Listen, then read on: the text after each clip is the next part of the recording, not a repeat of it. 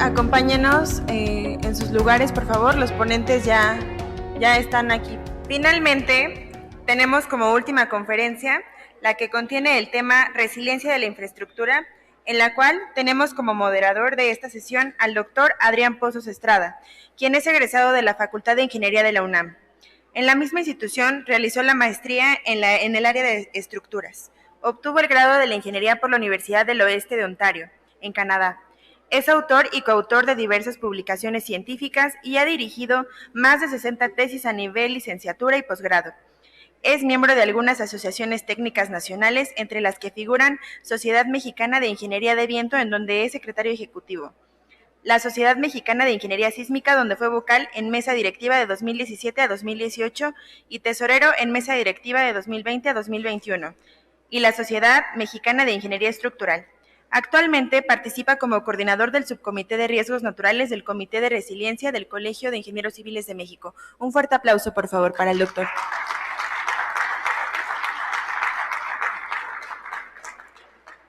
De igual forma, como ponente contamos con la participación de Miguel Ángel Jaimes Telles, quien cuenta con el grado de doctor en Ingeniería por la Universidad Nacional Autónoma de México, UNAM. Actualmente labora en el Instituto de Ingeniería de la UNAM como investigador titular A de la Coordinación de Estructuras y Materiales. En las líneas de investigación aborda temas como el comportamiento y diseño de contenidos y elementos no estructurales por sismo y viento, el riesgo sísmico y eólico y resiliencia de sistemas estructurales independientes y redes, así como el comportamiento y diseño estructural de nuevos sistemas estructurales híbridos. Actualmente es secretario del Comité de Resiliencia de Infraestructura del Colegio de Ingenieros Civiles de México. Brindemos un fuerte aplauso, por favor.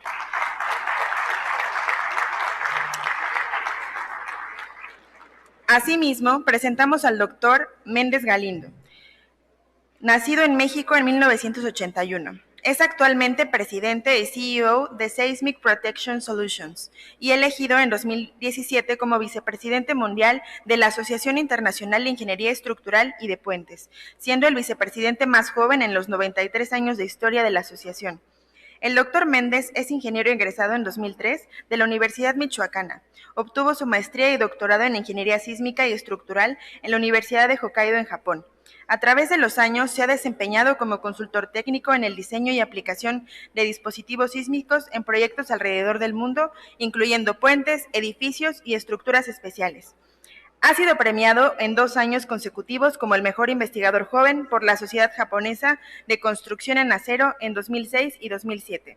En 2011 fue galardonado con el Premio Estatal al Mérito Juvenil en Michoacán. Démosle un fuerte aplauso, por favor.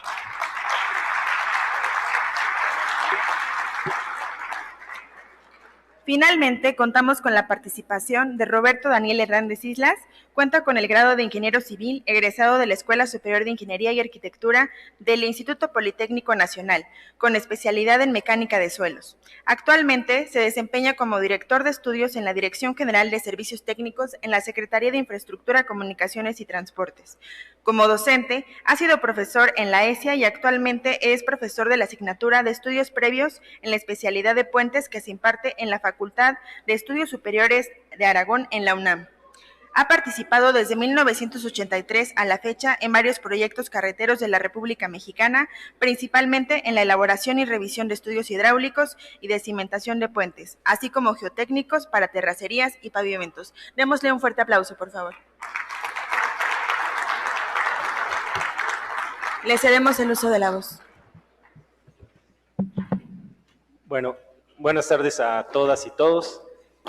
Bienvenidos a esta sesión técnica que creemos que puede ser algo interesante, no nada más para la gente de la práctica que tiene mucha experiencia, sino sobre todo también para los jóvenes estudiantes que están cursando actualmente su carrera. Esperamos que pues, lo que se va a discutir en esta sesión sea pues, información interesante para ustedes y que sea una charla muy fructífera. Rápidamente voy a ponerlos en contexto acerca de qué va a tratar esta sesión y de lo que nos van a compartir nuestros ponentes, porque desde hace no mucho tiempo está sonando mucho la palabra resiliencia en diferentes ámbitos y se utiliza en diferentes ámbitos, no nada más en ingeniería estructural, en cuestión de psicología, en algunas otras. Entonces voy a permitirme leer un párrafo para dar pie ya a los ponentes. En años recientes, diversos enfoques han sido adoptados para estudiar la resiliencia y de manera particular el estudio de la resiliencia de la infraestructura, que es algo que se va a discutir aquí. Dentro de este estudio de la resiliencia hay elementos de gran relevancia, entre los que destacan, por un lado, algunos elementos que se asocian con las cuestiones del cálculo de riesgo sísmico, riesgo eólico, riesgo ante otros tipos de peligros, y también algo de relevancia es la cuestión de la normatividad y estudios, algo que se enfatizó en la sesión pasada. De igual manera, en la última década se ha notado mucho el empleo de nuevas tecnologías, nuevos dispositivos que de alguna manera coadyuvan a mejorar el comportamiento de la infraestructura. Entonces, en esta sesión técnica, los panelistas van a compartir su experiencia para dar a conocer aspectos actuales y novedosos que nos permitan entender de mejor manera esto de la cuestión de la resiliencia en la infraestructura nacional. Entonces, con el apoyo de algunas cuestiones prácticas que quizás nos compartirán los colegas, los panelistas les van a mostrar a ustedes pues algunos casos de éxito que han coadyuvado a incrementar la resiliencia en la infraestructura nacional y van a discutir algunas lecciones que se han aprendido para mejorar la ingeniería civil nacional. Entonces, sin más, por mi parte, le cedería aquí el podio al doctor Miguel Ángel Jaimes, que va a iniciar con su plática. En lo que se acerca el doctor Miguel Ángel, hemos acordado con ellos que cada una de las presentaciones tardará no más de 20 minutos para tener pues, un poquito de discusión al final. Muchas gracias. Muchas gracias. Muchas gracias al Colegio de Ingenieros Civiles por la invitación a esta plática. Entonces, el tema que les quisiera presentar es la plática de resiliencia sísmica para construcciones. Y en este caso vamos a ver un poco cómo es la aplicación de la metodología de resiliencia para las viviendas de la Ciudad de México, en el caso de sismo. La siguiente, por favor. Okay. Entonces, la charla la dividí en estos 4 puntos: los objetivos, la introducción, la metodología aplicada y el ejemplo, en ese caso, de las viviendas de la Ciudad de México sujetas al caso de sismo, pero que puede aplicarse a otros fenómenos naturales, tales como huracanes, etc. La siguiente, por favor. Entonces, el objetivo es presentarles esta metodología para cuantificar. Finalmente, como ingenieros nos gusta tener un número cuantitativo más que cualitativo, ¿no? ¿Cuál es la resiliencia? Unos podrían decir, bueno, pues baja, alta, pero al final quisiéramos tener números que sean cuantitativos para que se puedan evaluar, ¿no? Este tipo de la resiliencia de las ciudades. En este caso, basada en eventos, van a ver por qué en eventos sísmicos, y voy a ilustrarlo en este caso para el caso de la Ciudad de México. La siguiente, por favor. Entonces, bueno, mucha de esta charla está documentada en estas publicaciones, existen un poco más, pero que algunas de las dudas que pudieran surgir, sobre todo a los estudiantes también, pues verlo, ¿no? También que vean que dentro de esto pues, hay ciertos números, ciertas matemáticas, pero que van justificando este tipo de análisis para tener esta medida de la resiliencia desde el punto de vista cuantitativo más que del punto de vista cualitativo en esto, ¿no? La siguiente, por favor. Bueno, como definición, en este caso lo vamos a poner la definición de la resiliencia sísmica estructural. Van a ver que existen diferentes definiciones. Por ejemplo, los ecologistas contemplan un tipo de definición de resiliencia, los tipos de la parte social tienen otro tipo de definición. En este caso, como ingenieros, vamos a contar con esta definición de resiliencia sísmica estructural, que es la capacidad de una o de varias construcciones para mantener cierto nivel de funcionalidad durante, en este caso, después de la ocurrencia de un evento sísmico, ¿no? Así como la capacidad de regresar a una cierta funcionalidad objetivo. Si notan, este tipo de definición puede funcionar también para un nivel de comunidad, ¿no? Es decir, tener esa comunidad con una cierta funcionalidad como es la de la vida cotidiana que tenemos, y que esa, después de la ocurrencia de un evento natural o antropogénico, regrese a esa cierta funcionalidad objetivo deseada, ¿no? Que la capacidad que quisiéramos a regresar sería a la que teníamos antes de ese evento natural, y obviamente, pues, generalmente a veces se logra regresar solamente a una cierta capacidad menor, y en algunas ciertas construcciones se puede regresar a una mayor, ¿no? ¿Por qué? Porque sabemos que si ya ese evento generó ese nivel o esa pérdida de funcionalidad, bueno, quisiéramos alcanzar una mejor funcionalidad. La siguiente, por favor. Entonces, un poquito para los estudiantes también, para la parte de números. ¿Qué es esto de la resiliencia?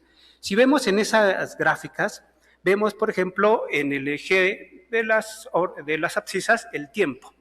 Y lo que es la funcionalidad, ya sea de una construcción, de la comunidad, imagínenselo que esa funcionalidad es el 100.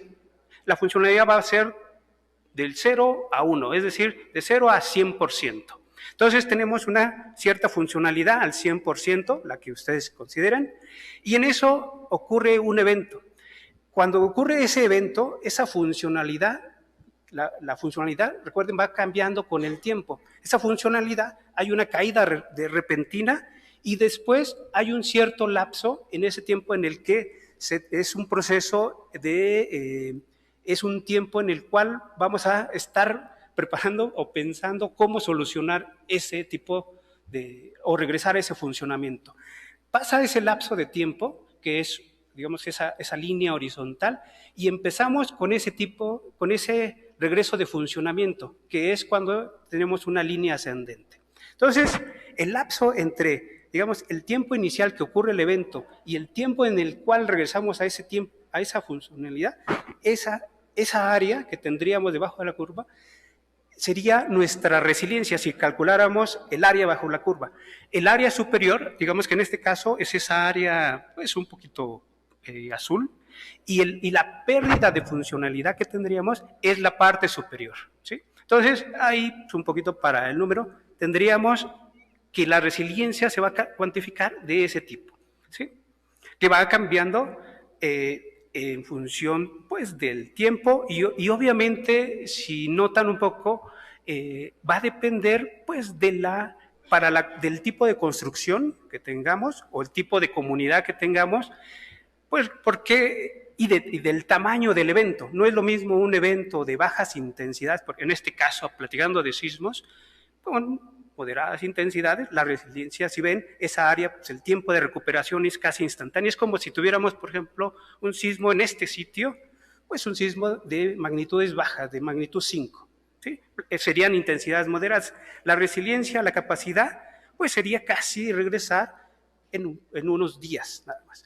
En cambio, si ese sismo, imagínense, ahora, fuera de una magnitud mayor, ese tiempo de regreso para la funcionalidad que quisiéramos, pues tendría requeríamos más tiempo, y si se fijan, el área sería mayor, y entonces tendríamos una pérdida de resiliencia mayor. Entonces, un poco para esto. Entonces, un poquito para que quede, es que dependiendo de esa intensidad que tengamos, vamos a modificar esa resiliencia. La siguiente, por favor. Entonces, un ejemplo ya de cómo podríamos hacer esa simulación es, imagínense, en este caso, ahí con una estrella está el epicentro de un sismo. Y dentro de esto pues, están dos subestaciones, ¿no? La central 1, la central 2. Y que estas van a transmitir la energía eléctrica. Pues, como ven, las dos transmiten la energía o suministran la energía eléctrica a través de una línea de transmisión a la comunidad. Y ahí la comunidad pues, está compuesta de viviendas, un hospital con sus aisladores de base que van a platicar, con lo que son las líneas de red de drenaje, etc. Entonces, la siguiente, por favor. Vamos a ver qué pasa con una simulación. La siguiente, por favor. Entonces, hay varias formas, ¿no? de tratarlo. Y son dos métodos, existen otros métodos digamos, más matemáticos también. Y uno pues, es el diagrama de árbol, en el cual podríamos tener que cada una de estas, en el lado izquierdo de su pantalla, la central 1 y la central 2 tienen cierta probabilidad de falla. Luego, el corte por la línea de transmisión tiene otra probabilidad de falla. Y si ven, hay que hacer una toma de decisión si sí o no, y tendríamos al final para la comunidad cuál es esa probabilidad de falla para la comunidad, para el suministro eléctrico. Otra forma de verla sería a través de lo que es confiabilidad también, que es muy común, que es el diagrama de bloques. Y yéndonos de la parte superior a la parte inferior, es un poquito, antes hablábamos de probabilidades de falla, en esta es, pues la primera planta tiene una cierta confiabilidad operacional, la segunda planta también, y cómo se conjunta. Luego la probabilidad también, perdón, la confiabilidad de la línea de transmisión, y se llega a un resultado que parecía diferente. Pero si ven nada más, ambas nos dan ese mismo resultado que quisiéramos. Por un lado es probabilidad de falla y la otra es confiabilidad. Y si ven, uno es el complemento de otro. ¿Va? La siguiente foto. Entonces, ¿por qué cuantificar esta parte de la resiliencia? Porque pues, buscamos construir una sociedad, en este caso segura, resiliente, a través de esfuerzos graduales que permitan este funcionamiento normal de la vida diaria y las actividades sociales, tanto como sea posible, después de la ocurrencia de un evento. ¿Sí? Es después de la ocurrencia de un evento, queremos regresar a esta vida cotidiana que tenemos con todo, ¿no? Pero, pues eso va a depender del daño en las construcciones que se tengan. Recuerden que los reglamentos de construcción, implícitamente, cuando diseñamos, construimos, tienen un cierto nivel de daño, ¿sí? Y eso, aunque la gente, digamos, normal no lo llega a conocer, no se lo hemos podido transmitir, todas las construcciones en general tienen, digamos, alcanzar un cierto nivel de daño para poder comportarse como lo quisiéramos tener, ¿no? La siguiente, por favor. Entonces, la metodología es evaluar el peligro sísmico basado en eventos, definir este inventario, que pueden ser, en este caso vamos a ver que son viviendas, pueden ser puentes, pueden ser líneas de transmisión, pueden ser centrales, etcétera, y evaluar esta vulnerabilidad estructural, pero no solamente, perdón, en este caso, la vulnerabilidad como tal, la física de la construcción, sino también lo de los contenidos y elementos no estructurales, las personas que también están usando estos inmuebles, ¿no? Y posteriormente, con la combinación entre el peligro y la vulnerabilidad, llegar a calcular ese riesgo. Pero fíjense que hasta ahí antes de eso, solamente llegamos a ese punto, riesgo. Pero ahora ya lo que queremos es también definir esas funciones de recuperación, es pensar un poco más allá, decir, bueno, entregamos una construcción, pero ahora, ¿cuánto tiempo va a pasar si se daña la construcción? ¿Cuál es el tiempo de recuperación? Bueno, si va a ser un sismo de moderada intensidad, bueno, pues el tiempo de recuperación son 30 días. Si el daño es mayor, bueno, pues el tiempo de recuperación es mayor. Y esa información, pues no está contemplada en los reglamentos, no está contemplada, digamos, en los cálculos que hemos llegado a hacer, ¿no? Nada más consideramos que nuestras estructuras o nuestras construcciones van a estar, pues, sin daño, pero eso sabemos que no es así, ¿no? Y luego, finalmente, pues el cálculo de esta resiliencia que les voy a decir. La siguiente, por favor. Entonces, primero evaluamos este paso de peligro sísmico, que como les mencionaba, puede ser aplicado a otros fenómenos naturales. La siguiente. Entonces, pues un evento natural, es una salida de una fuente de peligro capaz de perturbar el medio ambiente o producir daños en los sistemas. Cada uno se va a producir un cierto nivel de daño. La siguiente. La siguiente, por favor. Entonces, en este caso, pues, México tiene varios tipos de movimientos sísmicos. Conocemos más los sismos, por ejemplo, que ocurren en la zona costera de subducción, luego unos más interiores, que son los de sismos de profundidad intermedia, pero acá en la zona, todo lo que es el eje volcánico, existen otros que se le llaman sismos corticales y que han ocurrido y que van a llegar en algún momento a ocurrir, y también pues, otros eventos en el norte del país, también corticales, cada uno con su peligro. Entonces tenemos y se tiene identificado cuáles son todos los posibles eventos. La siguiente. Y entonces, en este caso, aquí en esta lámina, se presentan, por ejemplo, todos los cientos o miles de eventos, los epicentros de todos esos posibles eventos, y que noten que en algunas zonas se pueden presentar eventos desde magnitudes desde 8.6, 8.2, y que en el norte del país, por ejemplo, podremos esperar hasta eventos de magnitudes de 5, excepto, por ejemplo, en la zona de Baja California, ¿no? Y Sonora. La siguiente, por favor. Entonces se tiene identificado cada uno de esos eventos, pero ese es el epicentro. Pero cada uno de esos eventos puede generar lo siguiente, la distribución de las intensidades, ¿sí? Cada uno de ellos se van a distribuir de diferente forma. La siguiente. Entonces vemos aquí dos casos. Uno es el del sismo del 2017, en la parte superior. Bueno, los dos son del 2017. Uno es el de la parte superior, el del 19 de septiembre del 2017, y el de la parte inferior, el del 9 de septiembre del 2017, de magnitud de 8.2. Entonces, imagínense, ahí nada más tenemos dos de los miles que podrían llegar a ocurrir. Entonces, vamos a agarrar esos dos. Lo tenemos a nivel nacional, perfecto. Pero ahora vámonos todavía más a la parte local, ¿sí? La siguiente, por favor. Ahí tenemos el caso de la Ciudad de México. En la parte superior es el sismo del 2017, las intensidades, en este caso, cuáles son las aceleraciones que podrían sufrir para dos tipos de construcciones, y en la parte inferior para el sismo del 1985. Si notan, las distribuciones de intensidades van a ser diferentes. Perfecto. Son dos de los miles de posibles que podrían ocurrir. Entonces, hasta ahí son las intensidades. La siguiente, por favor. Vemos ahora qué va a afectar. En este caso, el ejemplo va a ser nada más para las viviendas. La siguiente. Bueno, tenemos un inventario de casi 980,000 viviendas que se obtienen de la información catastral, cada una de ellas, y que obviamente tenemos la ubicación, los costos, año de construcción, el número de pisos, etcétera. Y en esto nada más establecimos 6 categorías, ¿no? Categoría 1 hasta la 6. Ahí por el número de niveles. Perfecto. Con sus distribuciones de área de construcción. Perfecto. La siguiente. Entonces, para cada uno de estos tipos de estructuras, en este caso 6, pero podríamos, digamos, hacerlo todavía mucho más detallado, pero preferimos nada más para este ejercicio hacerlo en estas 6 categorías.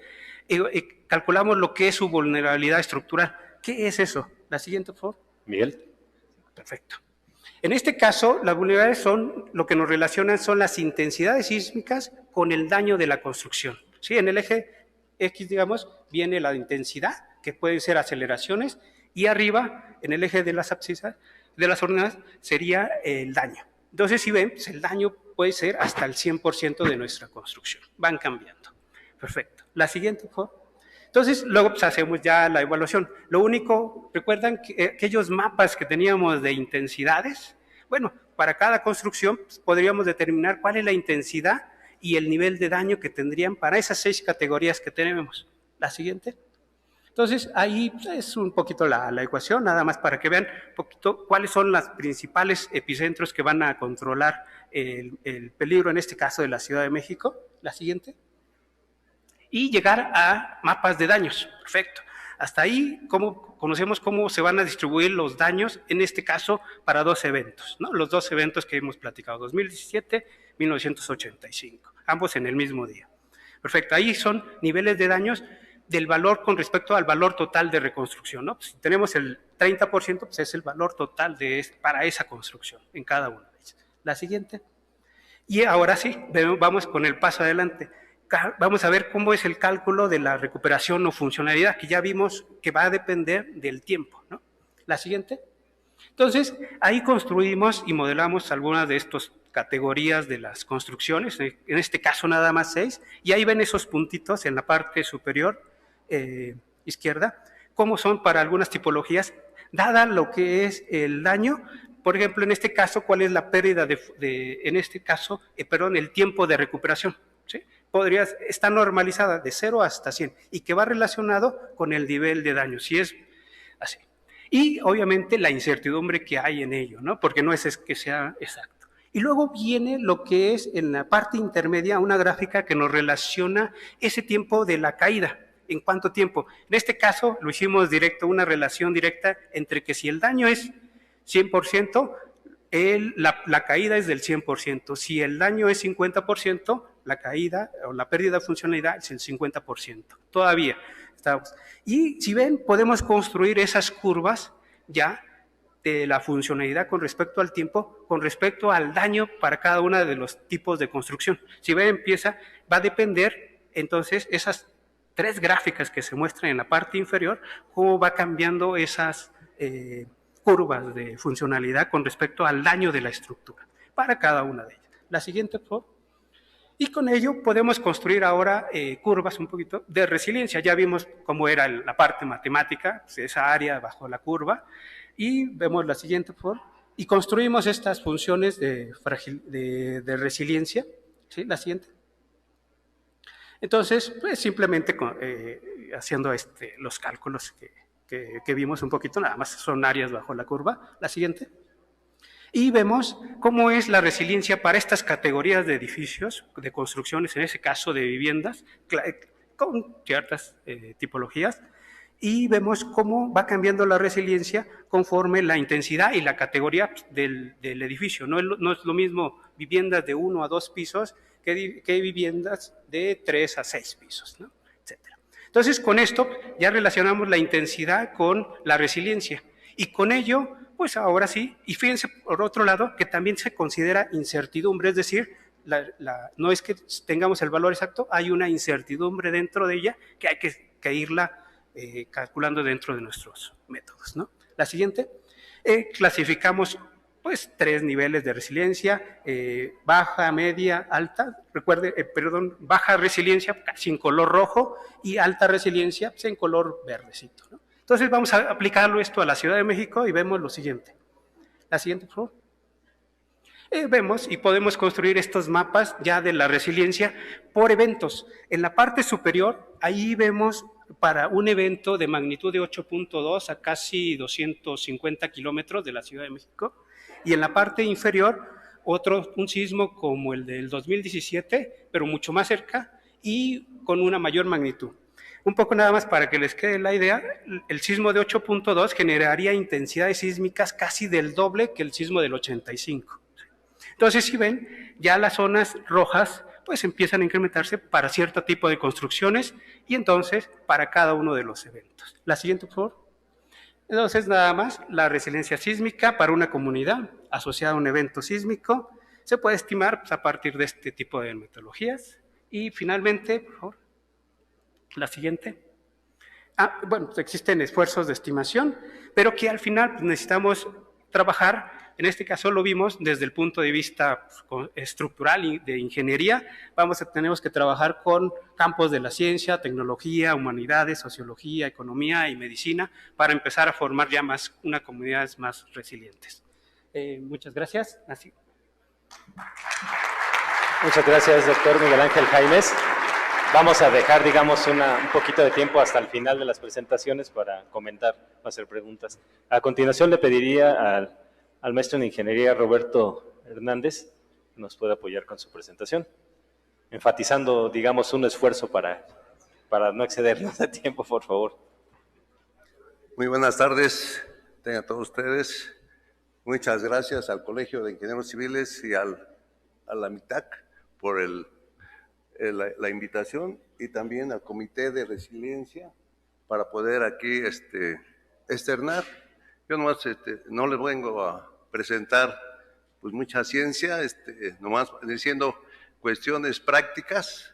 Digo, es muy su trabajo de un investigador, es con lo que nos alimentamos.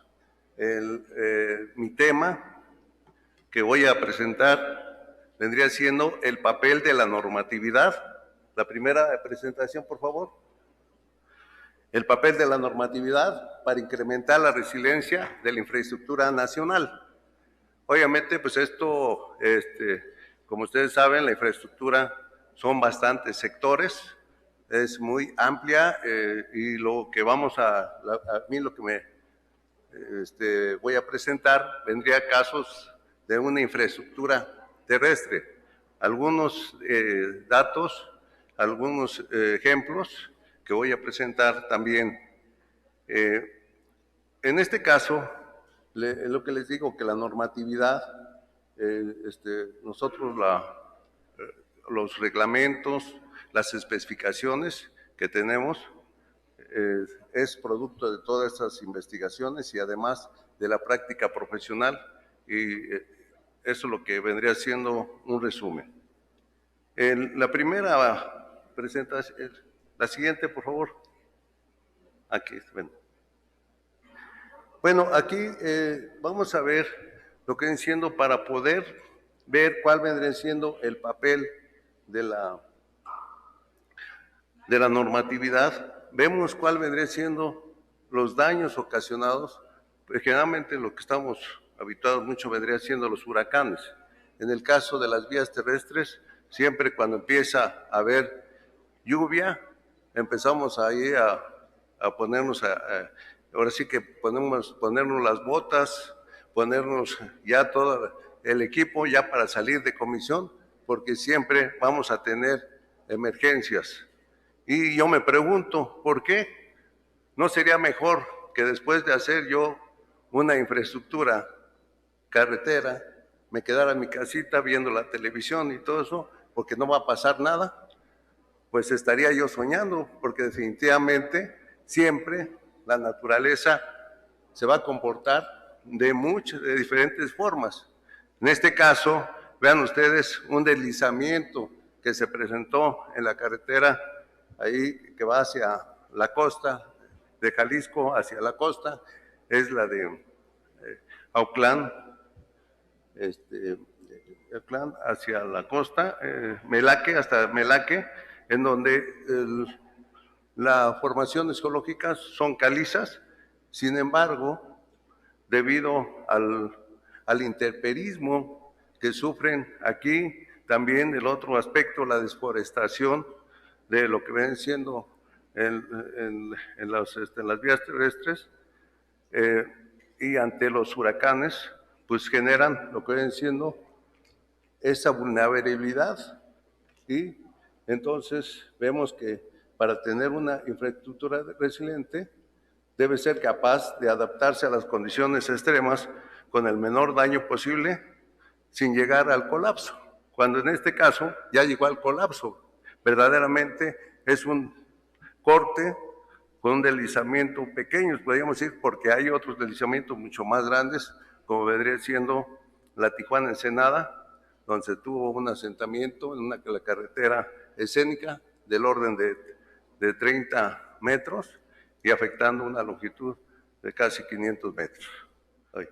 Otro de los casos aquí viene siendo las carreteras que ya se construyeron en su momento con unas ciertas características, pero dado también a los asentamientos que se han presentado ahí en la zona, vean los asentamientos de lo que viene siendo las casas, todo eso, ya cambió todo el funcionamiento de su funcionamiento hidráulico. Como un detalle, no se puede ver ahí en la diapositiva, pero casi atrás se ve cómo viene la cuneta y después se ve interrumpida por un paso que hacen las personas para poder pasar hacia sus comunidades. Esto no lo podemos evitar, es parte también del desarrollo. Entonces también tenemos que ver, tomar en cuenta esto para hacer una infraestructura resiliente. Y también vean ustedes ahí el drenaje de las mismas casas que están incidiendo en el terraplén. Obviamente todos estos aspectos no se tenían o se tuvieron en cuenta cuando se hizo no estuvieron en cuenta cuando se hizo la carretera. Por lo consiguiente, son obras que son vulnerables, ¿no?, ante esa condición. Este es un caso más reciente que fue producto del huracán Ágata en Oaxaca. Por ahí estaba el ingeniero residente de ahí, el subdirector de obras en Oaxaca, en donde le tocó ahí ver todos estos aspectos. Pero veamos un puente que se estuvo trabajando por muchos años con unas ciertas condiciones, se diseñó con un cierto periodo de retorno, pero ante las condiciones del cambio climático, pues ya se han tenido muchos los niveles han cambiado, ven las condiciones del cauce también, hay mucho asolvamiento. En un huracán, vean ustedes, siempre afecta lo que viene siendo la vegetación, trayendo consigo también un factor adicional que vendría siendo el asolvamiento y la reducción del funcionamiento hidráulico de esa estructura. Y vemos ahí que a pesar de una parte no falló, pero la otra, ya en la parte, lo que viene siendo donde falló, ya con eso, pues ya no hay paso, ya se colapsó ahí y ya no fue resiliente nuestra estructura. Entonces, también algunos otros casos, y yo para entender lo que viene siendo la resiliencia, pues vendría siendo, como dicen aquí los doctores, la capacidad de los sistemas de infraestructura para funcionar y satisfacer las necesidades de los usuarios durante y después de un riesgo natural. Aquí es un puente que también vi en Oaxaca, es un puente en un camino rural, pero vean, es un puente de unas dos nervaduras que estuvo funcionando, a pesar de que vino ahí el huracán, todo eso, pero estructuralmente no tuvo daños más que los daños vendría siendo de lo que vienen siendo los barandales. Ahí, ¿qué es lo que se hace? Cuando ya pasa el huracán, es fácil reponer esa estructura. Entonces, pues vemos ahí que hay muchos factores para revisar y analizar lo que viene siendo la resiliencia. En este caso, vean ustedes la geología. La geología del cauce está formada por rocas, y esto también le dio más resiliencia. Los apoyos estuvieron apoyados ahí, fue de un solo claro, y esto son varios factores. Bueno, esta es otra de las partes. Dentro de todo esto siempre ha habido esas amenazas, y las especificaciones o reglamentos se han hecho con ese fin, para tratar de responder a esas condiciones. Vean ustedes aquí, son las primeras especificaciones generales de construcción que se hicieron cuando era la Secretaría de Comunicaciones y Obras Públicas, lo que le llamaban el SCOP, 1957. Entonces ahí empezaron ahí las primeras, se asentaron las primeras nóminas, la primera publicación, y ¿con qué fin? Pues el fin era orientar la selección y aplicación de los criterios, métodos y procedimientos para una correcta realización de los estudios, proyectos, construcción, conservación, seguimiento, todo esto que se tiene, ¿no? En ese entonces empiezan por algo. Entonces, vean ustedes, 1957 hasta la fecha, ya es una normativa que ya, dicen ustedes, ya con esa normativa ya vamos a hacer estructuras resilientes. Pues no, ¿verdad? Cada vez los fenómenos y las condiciones de asentamientos humanos, todo eso, tenemos que ir modificando lo que es siendo las especificaciones. A pesar que el objetivo de la normativa es establecer la uniformidad, estilo, la calidad de las obras públicas, estableciendo los criterios y procedimientos para planeación, licitación, adjudicación, orientación, supervisión, mitigación de impactos, vendría siendo los propósitos, y pues ya han estado evolucionando, y hasta la fecha tenemos una normativa de la infraestructura del transporte, la ST, en donde ustedes pueden consultarla a través de un código QR, o también entrar a la liga por internet, y ahí está mucha información, en donde tiene varios libros que vendrían siendo la legislación, el proyecto, construcción, conservación, operación, control, mejoramiento, calidad de los materiales, manuales, todo eso. Y nosotros pensamos que con eso, si las normas se aplican adecuadamente, quiero decir con criterio, porque a veces hacen los proyectistas, colocan unas especificaciones tal y como están en la norma, pero tengan en cuenta que estas especificaciones salen de estudios o de experiencias que se han tenido, y en muchas ocasiones cuando llega uno a la obra, el que está construyendo está ahí con el problema porque no encuentra los materiales con los que les especificaron que hiciera la obra. Entonces, ¿Dónde están las especificaciones? Dice, sí aplicaron las especificaciones, pero no nomás es aplicar por aplicar la normativa, ¿no? Bueno, es un ejemplo de cómo ha ido evolucionando ahí dentro de lo que es siendo la normativa, vendrían siendo los periodos de retorno. Vean ustedes en esta fotografía, el puente recientemente que colapsó fue el puente Quelite, donde aquí, generalmente los puentes, la mayoría de los puentes que nos han fallado vendría siendo por la socavación. Es uno, bueno, entonces hay que tomar en cuenta que la socavación es el aspecto más vulnerable y entonces podemos diseñar, cuando hacen el diseño de la cimentación, la socavación, hay que diseñarla con un gasto que recientemente ahorita les voy a presentar, que ya viene siendo para 1000 años, no para el periodo de retorno que se utiliza para la construcción de los puentes, ¿verdad? Mira, la evolución, aquí vendría siendo el caso.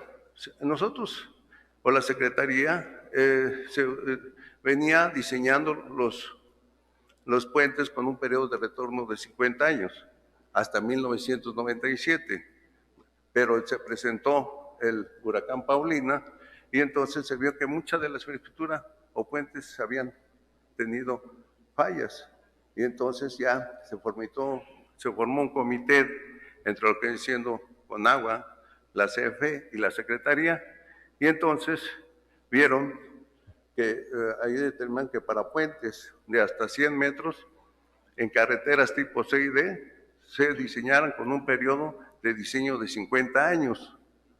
Para puentes mayores de 100 metros en carreteras, en todas las carreteras, se tendrían que diseñar con un periodo de retorno de 100 años. Esto se plasmó en este documento que fue la normativa de proyecto de carreteras, el libro el 106-004 del 2000. Esta es una norma del 2000. Entonces, vean ustedes, después se presentó el huracán Stan, que afectó las costas de Chiapas y también las inundaciones de Villahermosa, y todo esto pues, para poder hacer más resilientes las obras. Entonces dijo, vamos a tomar un periodo de retorno, se tenía el periodo de retorno de anterior de 100 años. Entonces ahí, en este caso, mediante boletines, que también son parte de lo que tenemos que tomar la normativa, se dice que para zonas de planicie costeras se haga con un periodo de retorno de 1000 años. Y la Secretaría tomó en cuenta esta recomendación, haciendo que el periodo de retorno para la construcción debería ser de 100 años, pero que se revisara la capacidad hidráulica entre 500 y 1000 años. ¿Esto qué quiere decir? Pues que como en la construcción tenemos un espacio libre, un espacio libre vertical entre lo que viene siendo el nivel de diseño y lo que viene siendo la parte inferior de la superestructura de 1,50, podemos permitir que pueda subir para un periodo de retorno de 1000 años o de 500 años. Y también se recomienda que con ese periodo se diseñe lo que viene siendo la cimentación, que es la más vulnerable a lo que vienen siendo los puentes. Después, cuando se presentó el fenómeno de Ingrid y Manuel en 2013, entonces pues ya se había adoptado lo que vienen siendo los criterios de 100 años y espacio libre vertical de 1.5 y para una revisión para un periodo de retorno para 500 y para 1000 años. Después de presentarse también la Conagua emitió un boletín donde decía que en zonas costeras el espacio libre vertical debe ser mínimo de 2 metros y el periodo de retorno es para 1000. La Secretaría tomó en cuenta esto, se tomó el periodo de retorno también para construcción, son 100 años, pero el espacio vertical lo tomó de 1.5 y hice la revisión hidráulica para 500 y 1000 años. ¿Por qué? ¿Por qué dirán ustedes, por qué esta adopción de este criterio? Imagínense ustedes, tenemos una estructura con un nivel de rasante, que si nosotros cambiamos el nivel de rasante de un puente, afectamos varios kilómetros, y entonces, vean ustedes, tendríamos una infraestructura que tendríamos que hacerla nueva, ¿no? Entonces, por eso se aceptan este tipo de criterios, ¿no? Ingeniero.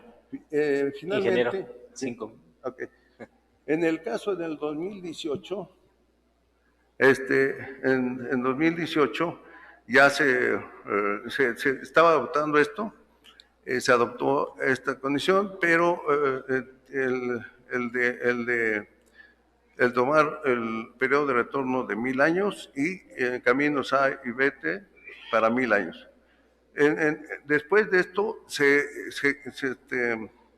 hubo un boletín de Puerto de la Canova que lo estamos siguiendo también, pero no se ha reflejado en la normativa. Hay que reflejarlo.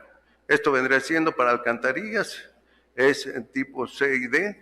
Aquí depende de la zona geográfica, va entre 25 y 50 años. Para los caminos A, B y troncales en zonas habitadas en zonas deshabitadas son 50 años, y en zonas de costa y zona habitada 100 años. Para puentes, aquí tenemos esto, que varían de 50 años hasta lo que ven siendo zonas habitadas hasta 1000 años. Este es la última que tenemos y se refleja en la normativa. Bueno, pues aquí ya, ya falló. Otra cosa que no quería dejar pasar desapercibido, pero recientemente, ante raíz de todos estos fenómenos, todos estos colapsos que se han presentado en los puentes, el Colegio de Ingenieros Civiles y la Secretaría formó un grupo de trabajos en donde sí se hizo unos términos de referencia para la elaboración de los estudios y proyectos de los puentes, tomando en cuenta muchos aspectos de la normativa, pero enriquezándola con muchos otros detalles, más estudios, otras normativas, medio ambiente, construcción, en todo esto se está en proceso ya de revisión y considero que en poco tiempo saldrá para que todos los puentes en todas las instituciones tengan los mismos criterios para hacer una infraestructura resiliente. Finalmente, dentro de las construcciones podemos decir que la infraestructura será más segura y resiliente cuando los estándares fijados en la normativa se reflejen en los proyectos, la construcción y conservación, además de que se asegure la calidad de los materiales en la ejecución de las obras y se lleve a cabo los programas de conservación en los tiempos establecidos, con lo cual reduce la vulnerabilidad a los desastres y a los eventos extremos, tales como los terremotos, las inundaciones, etcétera, ¿no? Una cosa que sí quisiera dejar aquí es la responsabilidad de las dependencias normativas federales y locales es supervisar la aplicación y cumplimiento y seguimiento de los estándares fijados en los proyectos de la infraestructura. Y también la normativa debe actualizarse constantemente, así como tomar los antecedentes del comportamiento de la infraestructura ante los desastres naturales, y creo que aquí vienen siendo las investigaciones que están desarrollando aquí los doctores serían de muy benéfico para la normativa, ¿no? Entonces vemos que los daños ocasionados en eventos extremos tendrán menor impacto en una infraestructura resiliente. Siendo daños ocasionados, los daños ocasionados pueden ser reparados rápidamente, a diferencia que si la infraestructura tenemos que requiere una rehabilitación o reforzamiento. Dicen ahí las investigaciones que el coeficiente costo entre beneficio es de 4:1.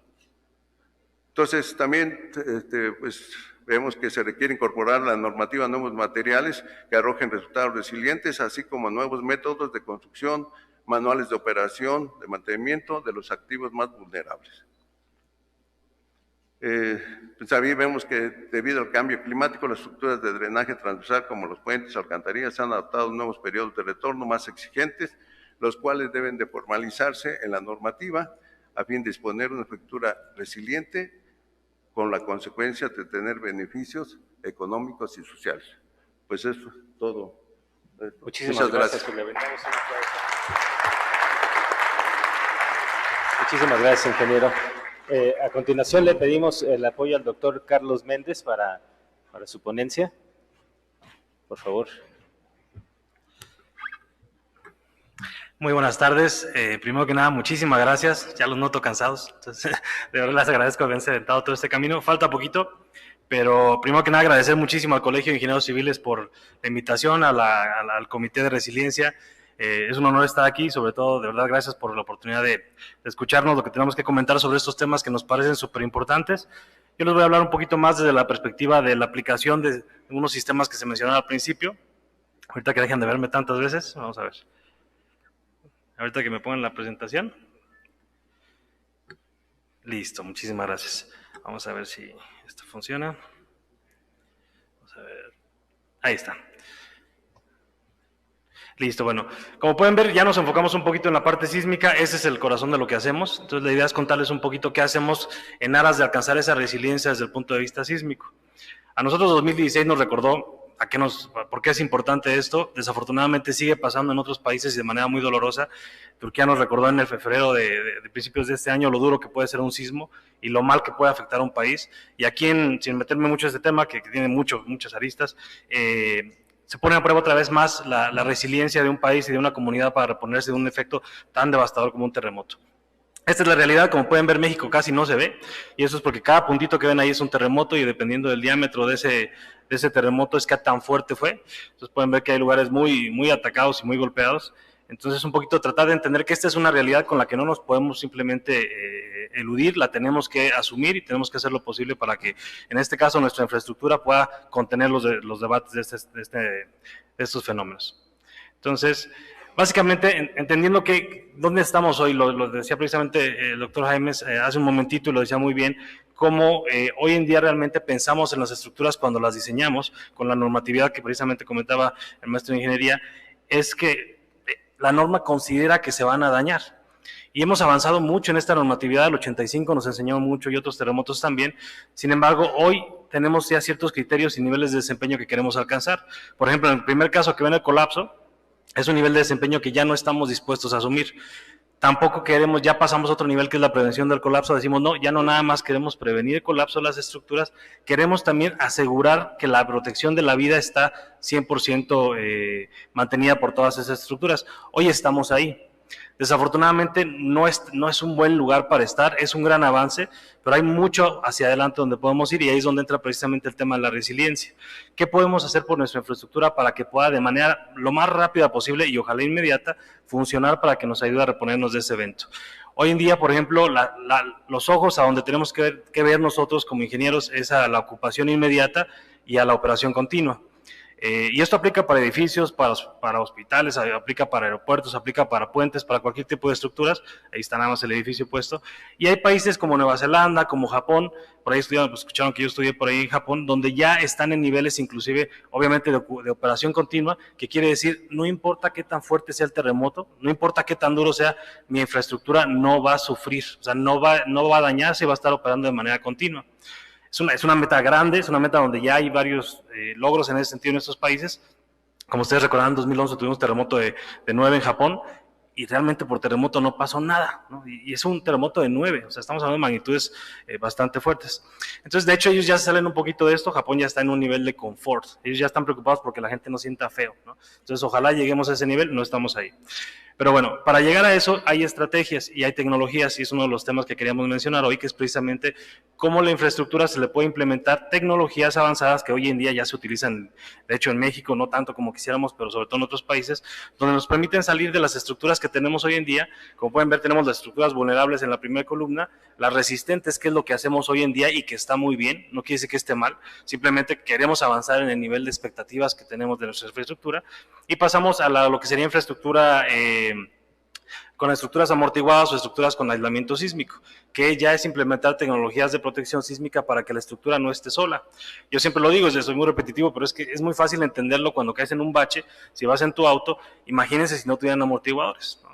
Hoy los edificios, puentes o estructuras que no tienen amortiguadores, cuando llega el terremoto, que es el equivalente al impacto del bache, es lo que pasa, no tienen ayuda, dejamos a la estructura solita para que no contenga esa demanda que genera el terremoto. Entonces lo que buscamos hoy es implementar tecnologías como esta, que es aislamiento sísmico en el caso de edificios, lo van a ver en la animación, es muy simple, pero así es, básicamente los dispositivos de control lo que permiten es desconectar al suelo de la estructura para que la estructura ya no se entere que se está moviendo.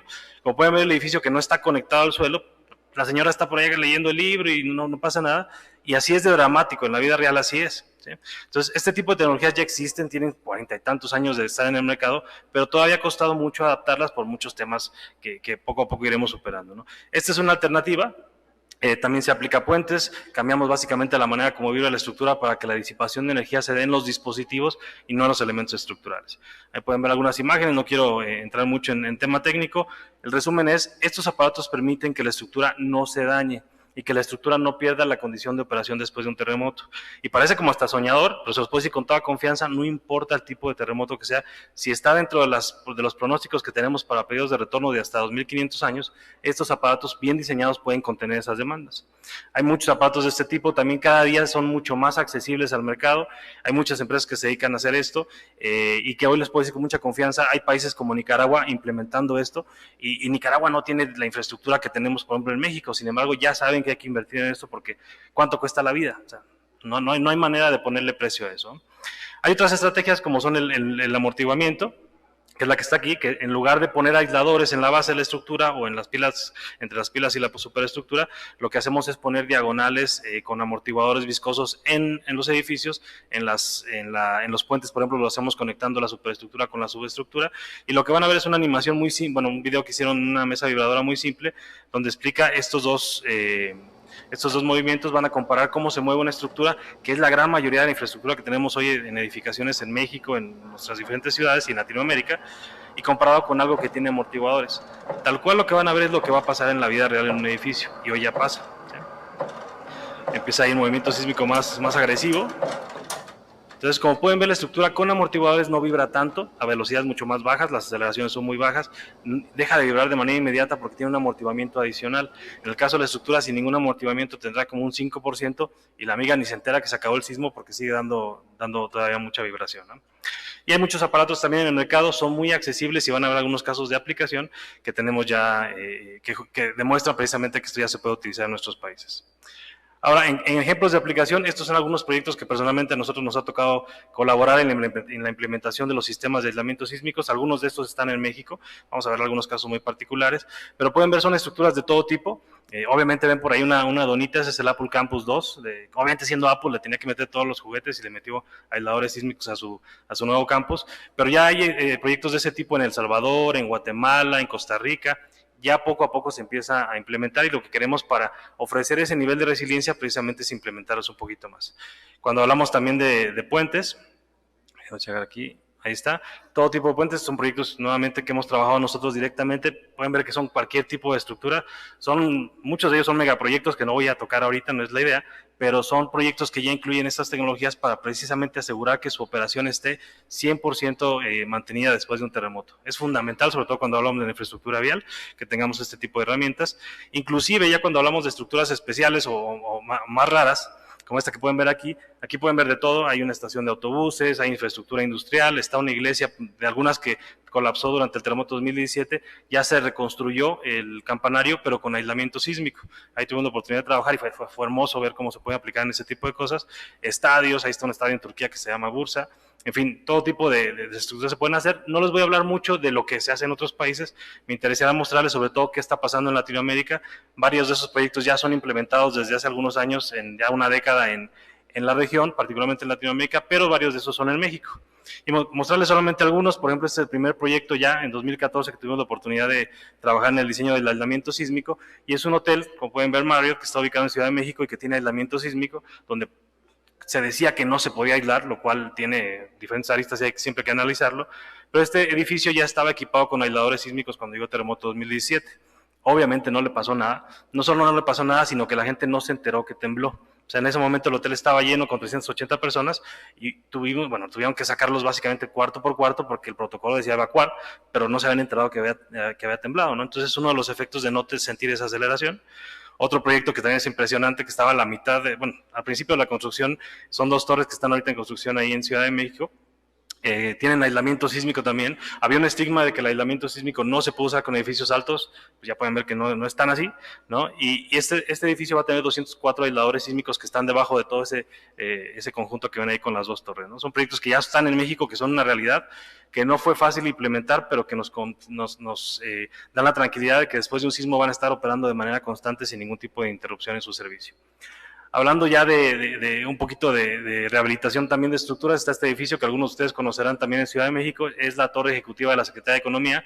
Estaba muy mal, en 2013, un poquito antes la evacuaron y empezaron a ver qué podían hacer con ella. No me meto mucho en temas, pero así quedó, ¿no? Entonces quedó rehabilitada de manera, creo yo, bastante satisfactoria. Ya con amortiguadores, ahí pudimos diseñar un sistema con 200 amortiguadores viscosos, básicamente 8 en cada piso, y el edificio quedó hoy cumpliendo con la normatividad de 2017 de Ciudad de México y además tiene la resiliencia que estamos buscando, porque después del sismo no va a dejar de operar en ningún momento. Y notarán que obviamente la infraestructura crítica como hospitales, oficinas de gobierno, escuelas son fundamentales para no dejar de operar. La pregunta es, ¿por qué la casa de uno no? Entonces el sueño es que poco a poco nos vayamos acercando hacia allá para que cuando después del terremoto no tengamos que pasar obviamente todo ese dolor y que el tiempo que comentaba precisamente el doctor Jaime sobre la resiliencia no se alargue tanto ese dolor, ¿no? Entonces aquí está otro caso, otro proyecto también muy viejo, es un edificio que le pasó de todo, creo que se quemó y estaba ya desplomado y demás, se rehabilitó, quedó así, ya tiene también amortiguamiento, tiene varios amortiguadores, 86 en total. En el proceso en el 2017 nos tocó que todavía no tenía amortiguadores, estaba en remodelación, sentimos que se caía, pero en 2020 un sismo muy famoso que también lo puso ahí en prueba y le fue muy bien. No le fue tan bien al edificio feo que está al lado, que es el chiquito, ese no le fue tan bien, ese sí sufrió, pero bueno.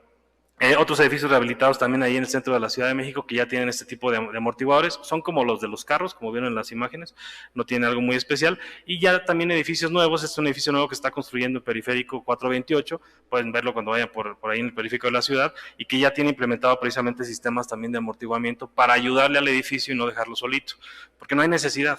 Porque inclusive el costo se lo puede justificar y te les explico más o menos por dónde. Miren, ahí pueden ver el edificio cómo está ya equipado, ya para la otra parte ya la taparon, no se ven, ¿no? Obviamente para el arquitecto eso es buena señal.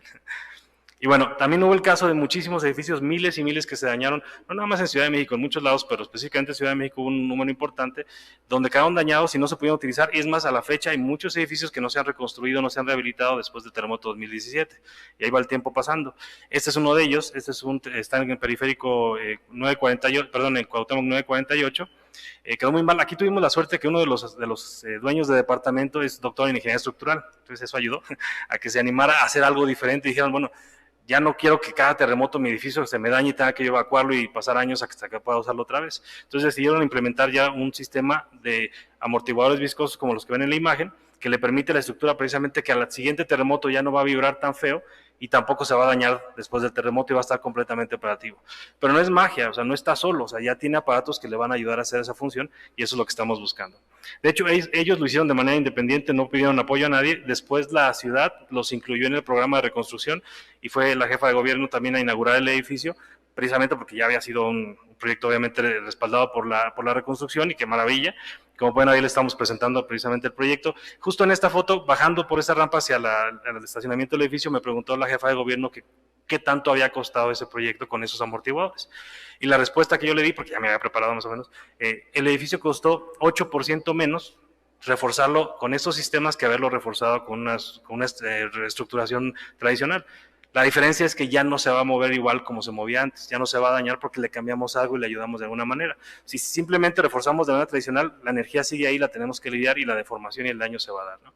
Entonces estuvo la inauguración del proyecto, fue muy bonito, fue el primero que ya se rehabilitó con este tipo de tecnologías, que ya son una realidad y como pueden ver no tiene que ser el mega edificio o la megatorre para que se tenga sentido utilizarlo.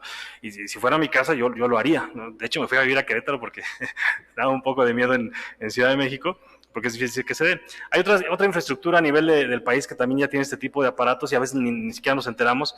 Los que han visto el viaducto elevado en Puebla, tiene 1,400 aisladores sísmicos también. Es un proyecto impresionante que hay que cacarearlo y hay que presumirlo, porque son de verdad logros tecnológicos que tenemos en el país y que hay que reconocer y seguir obviamente motivando. Hay otros proyectos, por ejemplo, el Tren México-Toluca, independientemente de muchos temas, los viaductos, que son estructuras bastante complejas, tienen equipamiento de disipadores de energía, no de aisladores, pero de amortiguadores para contener esas demandas obviamente tan fuertes que tenemos en este tipo de puentes. Y bueno, como último, para contarles este proyecto que tiene pertinencia, no es edificación, no es puentes, es el aeropuerto Felipe Ángeles, que en este caso nos tocó trabajar en este proyecto porque estaban buscando precisamente no solo la eficiencia estructural, sino aquí también había un tema de costo y un tema también arquitectónico, y ya les voy a explicar por qué. Y bueno, conocen ya todos ustedes el Felipe Ángeles, así es como se va a ver cuando se complete toda la segunda terminal, que va a ser un espejo, y las diferentes temas remotos. Aquí, por ejemplo, van a ver algunos renders de cómo era la terminal, cómo estaba pensada. Van a ver ahí muchas diagonales, ¿no? Lo cual era terrible para la funcionalidad del edificio. Ahí pueden ver algunas de esas diagonales. En algún momento estuvimos trabajando en el proyecto de ponerle amortiguadores a las diagonales para resolver un poquito el tema del sismo y como les digo, ofrecer una resiliencia real en esta estructura para que no deje de operar después de un terremoto. O sea, el perder un aeropuerto no nada más te representa que no puedes viajar, te representa que no puede llegar la ayuda después de un desastre. Turquía lo sufrió mucho después de su terremoto. No había manera de que le llegara la ayuda. Es dolorosísimo y terrible. Entonces, tenía claro que el tema de la resiliencia era un punto importante y la operación continua. Finalmente, ahí pueden ver cómo se van a ver las diagonales. Estaba cañón, o sea, y el problema es que aunque estéticamente se puede entender y podría sobrevivir, operativamente tampoco permitía que la estructura existiera porque todos los sistemas de bandas de equipajes y demás procesos de un aeropuerto no podían operar con esas diagonales por ahí por todos lados. Entonces, finalmente, después de pensar en amortiguadores, decidimos repensar todo el sistema de aislamiento y poner aisladores debajo del edificio para totalmente aislar toda esa estructura de las demandas del sismo. De esa manera, la idea era tratar de disminuir al máximo el uso de las diagonales en la terminal. Ahí pueden ver, eran un montón, o sea, ni el Starbucks iba a caber con todas estas diagonales, ¿no? Entonces, finalmente, se logró trabajar en eso, así quedó la planta de la terminal que se construyó. Son 1,316 aisladores en total. Es un proyecto majestuoso, independientemente de lo que pueda representar o no, todas las polémicas que hay alrededor, como estructura, como ingeniería, y obviamente fueron manejados por Sedena. Yo les puedo decir con toda la tranquilidad que este fue un proyecto impresionante de 110,000 personas en sitio. Ahí hubo ingeniería civil por todos lados, o sea, los poquitos eran los militares en realidad, pero es impresionante la cantidad obviamente, de ingeniería que se puede generar. Y en esa planta, que es toda la terminal, es ahí donde cada puntito que ven es donde iba un aislador. Aquí hubo varios retos que también han escuchado en otras presentaciones, que era el tema de los tiempos. Ustedes escucharon que el tiempo fue un poco apretadón y sí lo fue, ¿no? Entonces, a nosotros encargados de este proyecto de la parte de aislamiento nos tocó resolver muchos temas muy rápido. Afortunadamente lo pudimos hacer de manera adecuada. Ahí, por ejemplo, pueden ver un poquito la historia de cuando empezaron a colar el primer dado. Nosotros estábamos encargados en ese momento del suministro de los dispositivos. Ahora ya estamos en el tema de consultoría, pero en ese momento teníamos 4 meses para entregar los 1,316 aisladores, lo cual era titánico y teníamos que hacer magia para poderlo hacer, que al final se logró hacer. Pero genuinamente no creíamos que en obra iban a estar listos para recibir 1,300 aisladores tan rápido, ¿no? Y sí, estaban listos, porque eso es un mes después del colar el primer dado, y ahí como fueron viendo en las diferentes fechas, iban avanzando a pasos agigantados, y ahí nos dimos cuenta que efectivamente sí había que tenerlos a tiempo, lo cual afortunadamente se logró. En el proceso hay que hacer muchísima, obviamente, precisamente eso que comentaba el ingeniero sobre el tema de la normatividad y asegurarte que las cosas se hagan bien, que los materiales se utilicen de manera adecuada, es sumamente importante. La planeación, la ejecución en obra, hay que estar, no puede uno dejar de hacerlo. El control de calidad es algo que tenemos cada vez que ponerle más atención, precisamente porque nos han enseñado que hay áreas de oportunidad. Ahí estuvimos junto con muchos equipos durante mucho tiempo. Eso ya cuando estaban listos para recibir los primeros aisladores. Esto fue casi un mes y medio después de que les mostré el primer dado, ya tenían todo eso. Ese día iba a ir el presidente a ver el avance de la obra y ya nos habían pedido que estuvieran 2 aisladores por ahí instalados, que por ahí están, ahí se ven chiquitos. Ahí van a ver, esa fue la instalación precisamente de los dispositivos. Esos aisladores sísmicos son los que están debajo de cada una de las columnas de esa terminal. Esos aisladores son los que van a hacer las funciones del video que vieron de la animación del aislamiento sísmico. Van a separar la terminal del movimiento agresivo del suelo y van a dejarla en una condición mucho más amigable. Ahí pueden ver, estuvimos precisamente con nuestro equipo también haciendo supervisión de instalación, enseñándoles cómo se tienen que instalar de manera adecuada, qué sí hacer, qué no hacer, porque no falta que se le ocurran cosas nuevas, ¿no? Entonces hay que estar ahí para que no suceda. Estuvimos en ese proceso que fue muy interesante, es multidisciplinario, está mucha gente obviamente siendo parte de esto. Ahí pueden ver, es masivo, o sea, de verdad es una de las estructuras aisladas más grandes del planeta, son 270,000 metros cuadrados de superficie aislada, en número es el proyecto con más aisladores en todas las Américas, incluidos Estados Unidos y Canadá, y de verdad es un ejemplo a nivel mundial de implementación de tecnología, y a veces como que no estamos tan conscientes, ¿no? Entonces es importante que lo compartamos. Esto ya era junio, estamos hablando que fue diciembre cuando se coló el primer dado y vean dónde estábamos en junio, y ya van a notar la gran ventaja que es, ya no hay diagonales, ¿sí? Y no hay diagonales no porque nada se hayamos querido quitarlas, sino porque sísmicamente ya no era necesario rigidizar todos los marcos para darle la capacidad, porque ya la demanda sísmica la van a absorber los aisladores y no la estructura del edificio. Entonces ya se pueden eliminar todas esas diagonales. Acá entre nosotros, y eso lo dijo el general Vallejo, el encargado del proyecto, en una entrevista, eso no me lo dijo a mí, pero ellos pagaron más o menos por los aisladores como 100 millones de pesos.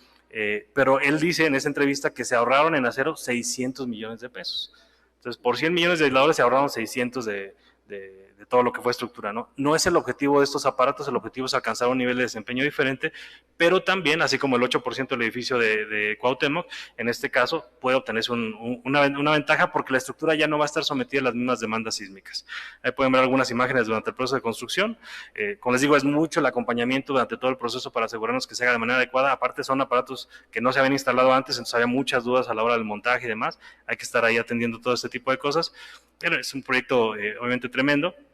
Pueden ver algunas fotos y les voy a enseñar precisamente cómo quedó ya en la vida real, en una visita que realizamos hace un tiempo, todavía antes de que se inaugurara, y ya pueden ver que no hay una sola diagonal. Entonces, obviamente para procesos y para muchas cosas liberó a la estructura de muchos temas, ahí estaba por ejemplo en construcción, pero bueno, para los arquitectos maravillados de no tener que meter diagonales y de que pudieran pasar de manera libre, ¿no? Entonces, quedó la estructura.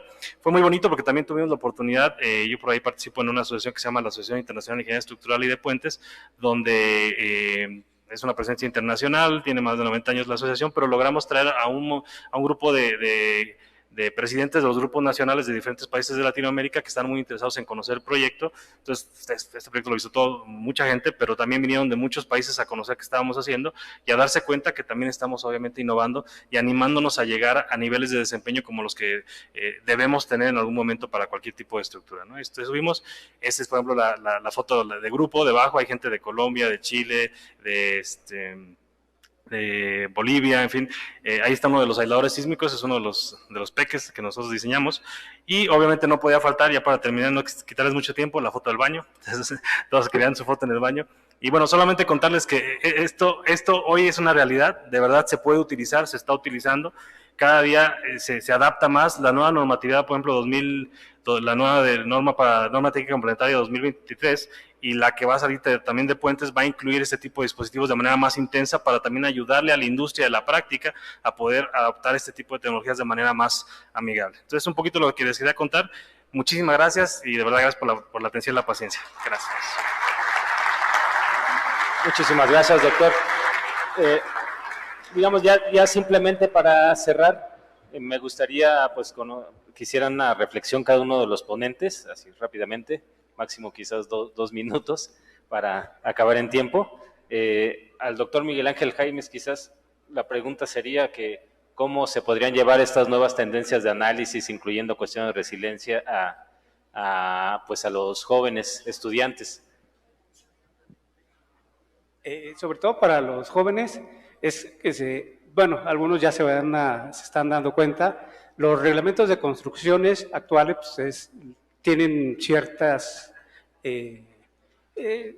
filosofías, que es preservar la vida humana, pero recuerden que ya la sociedad ya les va a exigir, ya ustedes ya empieza a exigir qué pasa con sus viviendas, su inmueble, después de la ocurrencia de un evento natural, ya sea un sismo o un huracán. Y esa respuesta, pues yo creo que todavía ya no va a ser suficiente decirles que cumplieron ustedes con el reglamento de construcciones, sino que van a tener que ir a dar un paso más allá y decir, bueno, cuánto tiempo más allá se van a poder recuperar sus construcciones después de la ocurrencia de un evento natural. Entonces, empezar a pensar en eso en un futuro, sobre todo porque ya las sociedades, como lo decían, por ejemplo, la de Nueva Zelanda, la de Japón, ya su sociedad les exige. Entonces, en algún momento llegará aquí a ustedes también. Gracias. Muchísimas gracias, doctor. Una reflexión final le pediría al maestro en ingeniería Roberto Hernández acerca de, ¿se está aplicando bien la normatividad en nuestro país? A ver. Bueno, creo que es una pregunta muy atinada. Se están haciendo los esfuerzos por aplicarla. Sin embargo, creo que todavía falta mucho, mucho de parte de todos, desde lo que ven siendo los estudios, proyecto, en la construcción, en la conservación. Hay mucho y que ojalá se llevara a cabo, sería más resiliente nuestra estructura. Sin embargo, pues por algunas otras razones que no, hay muchos factores en lo que no permite. Lo que sí quisiera yo dejar dicho, bueno, quisiera comentar es lo siguiente. Nosotros que la normativa, que la normativa no se aplicara así sin criterio. O sea, que sí, aunque nosotros nos plasmen